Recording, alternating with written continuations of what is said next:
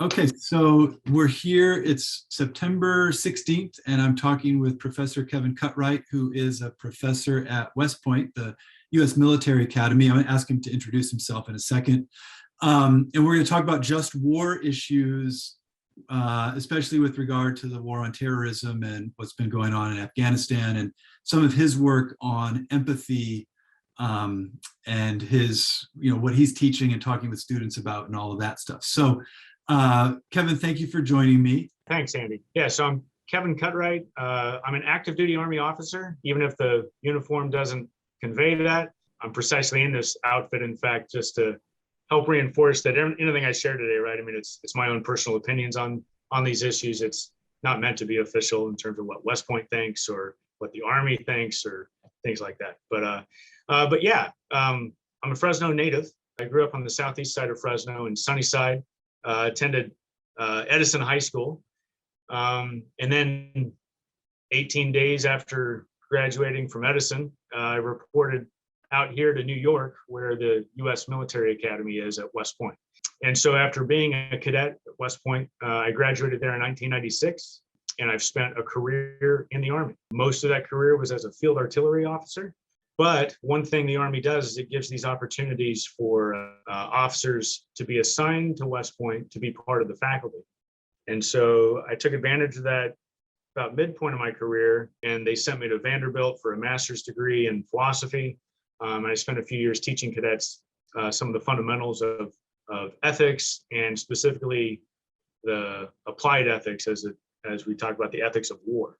And then after a few other operational assignments with some deployments, I've been to Iraq twice, never been to Afghanistan. I got the opportunity to return to West Point and be part of the senior military faculty, which is more of what we might call tenure in the academic world. But along with that came an opportunity for a PhD. So I went to St. Louis University and earned a PhD in philosophy a few years ago. And I've been here at West Point on my second time teaching for about 3 years now. Ethics of war. The common term that you'll hear with that is just war theory. And I guess I should clarify, by just war, we mean a morally justified war, which I think it's important to ask whether there is such a thing, right? I mean, big picture wise, that's probably the right place to start. And I enjoy pushing the cadets in the classroom to think about that. Obviously, having reported to West Point, and by the time I see them having spent a year at West Point, there's all sorts of ways in which they certainly presume war can be a justified thing to do, right? And it's necessary to do. But philosophy class that it is, right? I mean, at the heart of it, we're trying to really examine our presumptions and not just blow right by them, right? And particularly on something as weighty as conducting war. So I'd actually like to get into the ethics of war by telling the story of this gentleman named Philip Haley, a philosophy instructor in a state just east of me in Massachusetts. He was a World War II veteran. He, in fact, was a field artillery soldier during World War II. And he then went on and started teaching philosophy at a university, particularly a lot about ethics. And a lot of his research focused on World War II and the kind of evil deeds that humans can do to each other and cruelty. This was at the heart of some of his research. The only part I'll share with you here is that I'm really sympathetic to something he wrote about in his introduction to a book, where he ran across in his research this village in France, where during World War II saved thousands of Jewish refugees from the Holocaust. And what maybe is just as interesting is that all their activity was nonviolent. They insisted on having this kind of pacifist reaction to what was going on by the Nazi government, and talks about in the introduction how he became mesmerized by what this village had successfully done over the course of the war. And he even talks about admiring what they did as being unsullied joy. And he contrasted that with his own stance on what he thought about what he did, which he was not a pacifist himself. He felt that what he did was necessary, but he still labeled it sullied joy. So this contrast, right, of of what he did maybe still being something regrettable versus what this village had been able to do as being unsullied or not dirtied by any of the activity they did. It really struck with me. It really is something I've even assigned this excerpt from the book a couple times in class, because I want to help ground the cadets with a general attitude towards war that doesn't glorify it or relish it, if you will, even if in the end we are an institution that's committed to it being necessary at times. Just war theory, which has a history that goes way back to the ancient Greeks, is precisely an attempt to wrestle with when is it necessary? When is it perhaps even an obligation to do? So here, I'll start sharing these slides. Yeah, so big context, the just war theory or just war tradition, it has such a long history, right? It might even be more accurate to call it a tradition with all the variations that occur within it, is often couched like this, right? It's seen as a compromise between utter pacifism and the rejection of all war and something in the political philosophy world, right, we call realism, the idea that morality just doesn't even apply to the human activity we call war. That's rejected, that extreme, as well as this other side of pacifism. Now, honestly, thanks to a presentation I watched once by Andrew Fiala, I like better portraying this as just war tradition being something alongside pacifism. The idea that we all should have some kind of resistance to war in general, even if there does become that point where just war theorists, right, will part ways. So as Andy and I have already communicated with each other, right, I think it's important for all you students to hear that there's a kind of sympathy that many of us in the military and military ethicists have towards the pacifist stance. Within the just war tradition, though, I'm now moving down here, we have these Latin terms, and this too is indicative of the kind of history behind the just war tradition or theory. We try to break out the thinking of the ethics of war into these three big categories. Jus ad bellum would be the category of choosing when is it appropriate to go to war. Jus in bello would be what kind of restraint does there need to be in the conduct of war, or what principles need to be fulfilled for the conduct of war to be moral. And then more recently in the history of just war theory is this third category, jus post bellum, or again, the Latin means justice after war. And this category gets at maybe the need to conduct trials for soldiers who committed war crimes, or the need to ensure some kind of reparations, maybe from the aggressor country to compensate the victim countries. I'm actually going to speak the least about this category, partly because there's plenty to talk about in these two, and partly because there's less literature on this most recent one. Important to include it in the story. And so what I've got listed here are 6 principles of jus ad bellum. These 6 principles are the ones that we teach and discuss with our cadets, certainly for us in the military, right?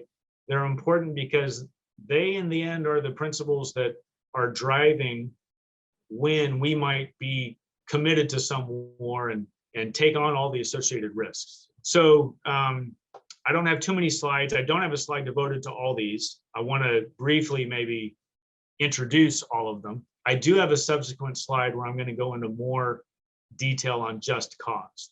Just cause is the idea that you can't go to war for any reason, right? That in fact, there's only maybe certain circumstances that warrant going to war. Self-defense might be, the most intuitive reason that comes to mind.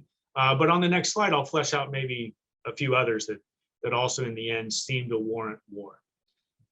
Right intention is the idea that you need to go to war with the correct intention driving it. You can't go to war, even if you have a just cause, say that you are defending yourself from a very serious threat.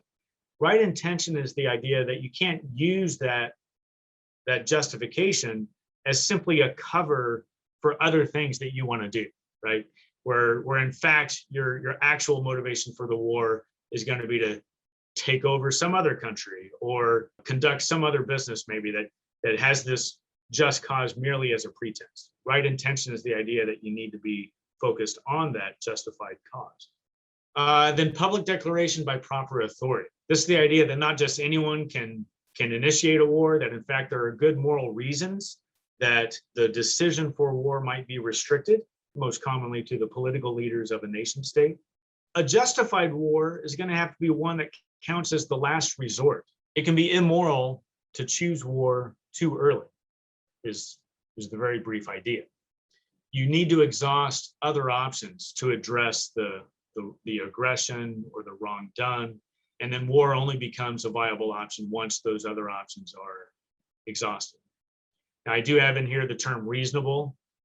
A number of some of the biggest thinkers in this area have pointed out that there's always something else you could do besides war, and that, this is probably something only deep nitnoid philosophers toy with, right? That we could always do something else. Well, so I add that caveat in there, right? That it's the idea that it's the last resort of all reasonable options you have. And then the second to last one, probability of success. The idea is that, morally speaking, if the war is already a lost cause before it's even begun, and there's no chance of winning, it might be immoral to sacrifice my life or other soldiers' lives in that. Now, already, though, some of you might intuitively recognize the controversy that there can be around it. Depending on the circumstances, there are some who would argue that it's a moral obligation to resist some kind of aggression, even if you don't think you stand any chance of winning. So already I'm kind of sneaking in maybe some of the debate that occurs within the conversation we have around military ethics. All I'll say here, right, is that in my own discussions in class with cadets, we've kind of worked out that there might very well be some circumstances where probability of success is morally relevant and important, even if there's other extreme circumstances where perhaps even with very low probability of winning, you might be obligated to just attempt it anyway. Again, I'll leave it there. This last one of proportionality is meant to be a moral restraint on war, of like, hey, even if you have a justification to go to war, part of that justification overall needs to be that doing the war doesn't result in a lot more harm than good. That the overall impact is a net positive, if you will. That too can be very controversial of how well can we estimate, what comes out of a war and all the consequences associated with it. But it's never sat well with military ethicists that we just abandon the principle altogether and pretend that it shouldn't at least be considered. This jus ad bellum category ends up being one that is by and large decided by political leaders. In a democracy, right? So like in our country, maybe decided by not just the president and his immediate staff, or the Secretary of Defense, for example. Also, your most senior generals could very well be involved in that discussion, but Congress people, right? Representatives who are representing the citizens of the country are meant to be involved in all these considerations. And about the time cadets might even want to suggest that these considerations are irrelevant to decisions about war is about the time I point them to all those debates. Because if you really dig into them, right, they may not use these exact terms, but it's so often these exact ideas that are driving either the debate for war or the arguments against a given war. But now to Andy's question, like, how important is it for a cadet who's already committed themselves to being a soldier and participating in a war? It's still, I argue with the cadets that it's still very important for them to understand these things for a couple reasons. One, even when you sign up to be a soldier, you don't cease being a citizen. And at least in a democracy, right, the whole experiment of a democracy is that the citizens are meant to be involved with political decisions, at least to the point of assessing what the political leaders are doing, and then expressing that judgment either in the way that they vote or through various other, political activities. And soldiers are restricted in the kind of political activity they can do. right? Like we're not allowed to participate in public protests, certainly in uniform or anything like that. But we're absolutely still allowed to vote, absolutely still allowed to write, communicate privately about these matters. And so this is one thing I emphasize with the cadets, is that you need to understand when a war is morally justified, because you're still expected to make a judgment about those things. And then the second reason I give them, when you become a soldier, you don't stop being a moral agent, or you don't stop being a human, where the reasons you do things become very important to doing it. As much as our military training might very well sometimes try to turn us into robots, or at least try to make us quick to obey because certain wartime circumstances need that, there's still an unavoidable reflection that a human will go through both before and after a war. And if they're not equipped with some of these ideas about the activities that they've participated in, it can lead to a lot of internal strife and trouble, and that can involve all sorts of second and third order effects of either becoming callous, maybe, or becoming so wrapped up, almost guilty, that it can lead to some serious psychological problems. Yeah, I guess I want to leave these principles up because maybe they become a nice outline to discussing Afghanistan a little bit, right? But I'm also fine then shifting off, right, for the sake of a true conversation. But yeah, I mean, it would be these kinds of principles that were at play, say, in the aftermath of 9/11, hard to believe, 20 years ago, at least for so many of us in the military. And it'd be precisely these ideas that maybe help justify the actions that the United States chose to take in Afghanistan. And it's precisely these ideas that fuel many of the various concerns with the United States being in Afghanistan. In terms of just cause, many try to appeal to some notion of self-defense.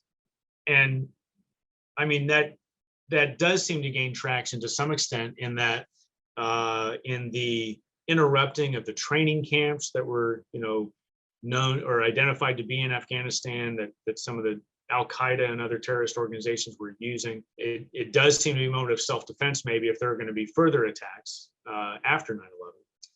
At the same time, part of looking at self-defense would be the idea of whether your country's existence is at stake or not.